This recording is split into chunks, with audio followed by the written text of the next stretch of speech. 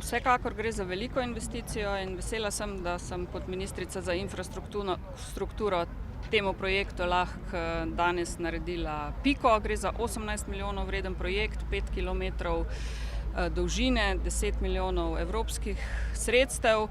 Je pa res, da je od ideje do današnjega dne preteklo kar nekaj Save ali pa kar nekaj časa. Več desetletij je to trajalo, ampak jaz mislim, da je danes za vse nas lep dan. In tudi ta projekt je dokaz, da se v Ljubljani zavedamo, da Slovenija ni samo Ljubljana, ampak da je tudi za prometno infrastrukturo treba poskrbeti za celo širšo Slovenijo. Je danes v proračunu kaj več denarja za te naložbe, ali jih moramo spet vleči naslednje desetletje? Denarja toliko, kot ga je, ga bomo mi maksimalno učinkovito porabili.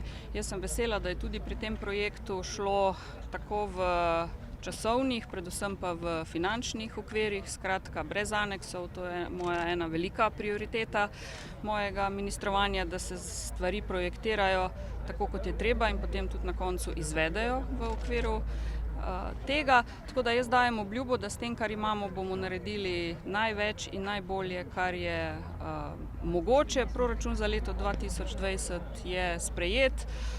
260 kilometrov cest je bilo narejenih v enem letu mojega mandata in jaz mislim, da bo tudi v naslednjem letu nekaj takega. Rekli ste 18 milijonov evrov. To ni ta južni del, to je skupaj? To je skupna obvoznica, ja. In od elektrarne skupna obvoznica, razdeljeno je 11,5 in 6,5 se mi zdi, skupaj je pa za oba dela skupaj 10 milijonov evropskih sredstev. Občina Krško je pa prispevala? Občina Krško je prispevala pa nekaj več kot... Malo več kot 3 milijone. Tako. Brez mostu pri hidroelektrarni verjetno, ne? To, kar je zdaj tle. Mislim, tam ni država prispevala, je HES. Ja. Predvidevam.